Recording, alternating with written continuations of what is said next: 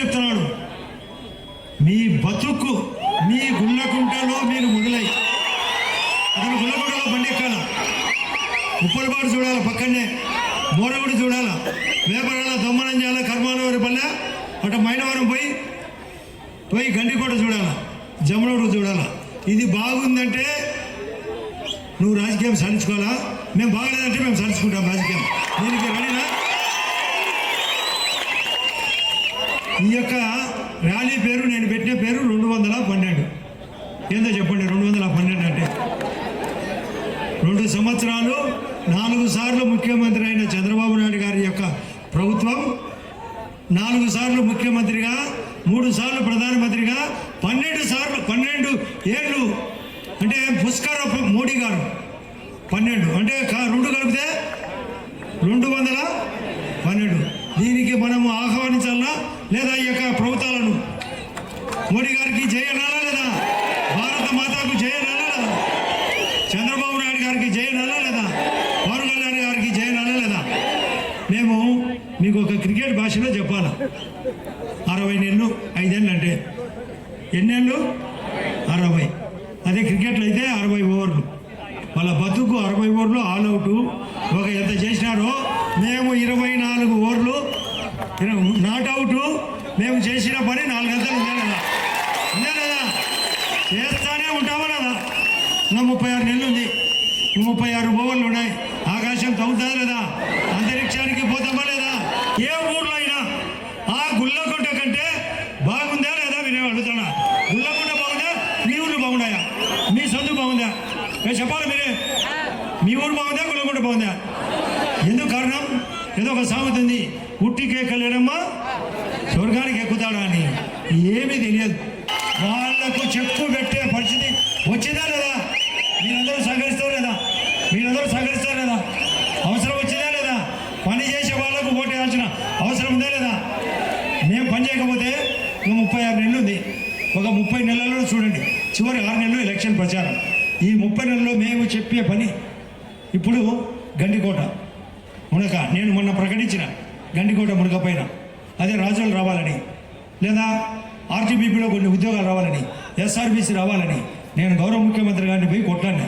Sir అవి రాకపోతే నేను రాజకీయాలు సాధించుకుంటాను, నేను రాజీనామా ప్రకటనకు కట్టుబాటుగా ఉండే వ్యక్తినా కాదా అని జరగకపోతే మొన్న లోకేష్ బాబు గారు వచ్చారు, దానికి హామీ ఇచ్చినాడు, కలెక్టర్ గారికి అప్పచెప్పినాడు. ఆ ఫైల్ బాస్ట్గా రన్ అయింది, అన్నీ వచ్చే పరిస్థితి వచ్చింది.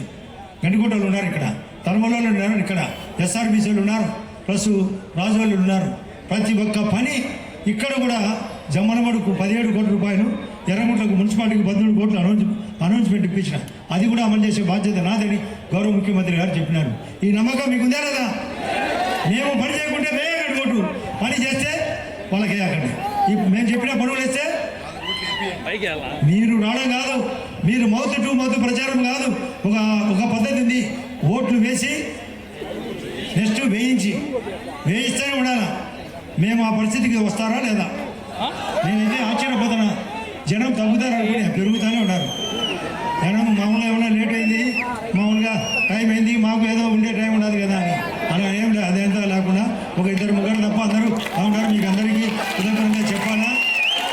మరి గమనించండి, పని చేసే ప్రభుత్వాన్ని ఆశీర్వదిస్తాం, మేమందరం అనుకూలంగా ఉంటాం, పల్లెలకు పోయి చెప్తాం, గౌరవ ముఖ్యమంత్రి గారికి ఈ యొక్క సభ ద్వారా సంకేతం పంపుతాం అని గట్టిగా చేతులెత్తి చెప్పాలి. రేపు రాబోయే జనవరి 1, 2029కి అఖిల ఫ్యాక్టరీ వస్తుంది లేదా? గండికోట టూరిజం అయిపోతాయి లేదా? ఆడ పైన పంపుడు సోలారు జరుగుతాయి లేదా? భూపేశు లీడ్ చేస్తాడు. మొన్న కూడా ట్రై చేసినాం, భూపేశుని ఎమ్మెల్యేగా నేను ఎంపీకి పోవాలని. ఏదో సమస్య వచ్చింది, నన్ను ఎమ్మెల్యేకి పంపించినారు. ఎంపీకి దగ్గరగా just margin miss, last over miss అయింది. ఇప్పుడు అక్కడ మిస్ అయ్యి మేమిద్దరం ఇప్పుడు ఉల్టా తిరుగుతాం. ఒకరు ఎంపీకి పోతాం, ఒకరు ఎమ్మెల్యేకి పోతాం. అప్పుడు సినిమా మారుతుంది లేదా? ఈ యొక్క ఎన్డీఏ కలిగతో ఈ యొక్క చంద్రబాబు నాయుడు గారి ఆధ్వర్యంలో, మా ఇద్దరి ఆధ్వర్యంలో రేపు రాబోయే ఎలక్షన్లలో మరియు లోకల్ బాడీ ఎలక్షన్ మీకు ఉపయోగపడే చెప్తున్నాం. మీరు లోకల్ బాడీ ఎలక్షన్లో వాళ్లకు చెక్కు పెట్టాల్సిన అవసరం ఉందా లేదా? మీరు చెక్కు పెడతారా లేదా? మిమ్మల్ని నాయకులు చేస్తాం. మేమే కాదు నాయకులు, మా దృష్టిలో మేము నాయకులు కాదు, మా దగ్గర మీరు ఎప్పుడైనా గమనించండి.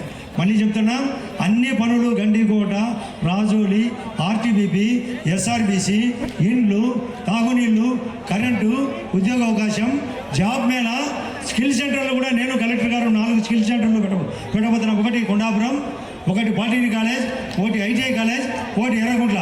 ఈ ఉద్యోగాల కోసం ఆ పరిస్థితులు కలిగించే బాధ్యత మాది. మీరు అందరికీ సహకరించాల్సిన బాధ్యత మీది. ఒకటి సీసీ పాట నేను మొన్ననే చూశాను, ఉందిలే మంచి కాలం ముందు ముందున, అందరూ సుఖపడాలి నందనందన, అందరి కోసం ఒకడు, ఒకరి కోసం అందరం ఏకమైతే మేము ఉపకారం చేస్తూనే ఉంటాం. మీరు సహకారం చేయండి. మీరు కూడా నాయకులు కాండి, లోకల్ బాడీలో కాండి, సహకరించండి. మాకే కావాలని ఏం లేదు, నేనైతే నాకు అటువంటి ఆలోచన లేదు. కానీ ఆ దరిద్రులకు చెక్కు పెట్టాలంటే గట్టి నాయకత్వం అవసరం ఉందా లేదా? లాస్ట్లో ఒక మాట, మా జోలికి వచ్చే మన జోలికి వచ్చినారు ఎవరు, కొందరు వచ్చినారు పాల్గాం ఘటనలో. మన వాళ్ళు ఆపరేషన్ సింధూర్ చేసినారు లేదా? మీ జోలికి ఎవరికి వచ్చినా వాళ్ళకి చెప్తున్నాం, జగన్ కానీ రాంచుపాడు కానీ మరొకరు కానీ ఆపరేషన్ సింధూర్ జరుగుతారు, అది గ్యారంటీ. చేసాము లేదా గతం? సుక్కలు చూపించాము లేదా? వికెట్లు పనే లేదా? మళ్ళా జరుగుతాయి ఏమైనా అతి చేసే. మేము మా జోలి ఎవరి జోలికి పోం. మా జోలికి వచ్చే మాత్రం జాలి ఉండదు. Operation Sindoor guarantee. మా భూపేశ్వరం అంత సున్నితంగానే, నేనైతే సున్నితం కాదు. ఈ పని నిరంతర కృషి. అదే రెండోది చేశాడు. ఒకసారి మళ్ళా మోడీ గారు గతంలో ఒకసారి మిలిటరీ పైన దాడి చేసినప్పుడు ఏం చేశాడు? మిలిటరీ పైన దాడి చేసినప్పుడు సర్జికల్ స్ట్రైక్ చేశాడు లేదా? చేయాల్సిన అవసరం ఉందా లేదా? కాలుకు దెబ్బ తగులుతుంది, ఆపరేషన్ చేయాలా లేదా? మన జోలికి వచ్చే కూడా ఆపరేషన్ చేయాలా లేదా? కాబట్టి మీరు నిశ్చితంగా ఉండండి, మిగతా డ్యూటీ మాకు అప్పచెప్పండి. మీరు మాత్రము దయచేసి అనవసరంగా జోలికి పోకండి. మన జోలికి వచ్చేప్పుడు మాత్రం కానివ్వండి మిగతా పని. అందరికీ నమస్కారం. Thank you. చివరిగా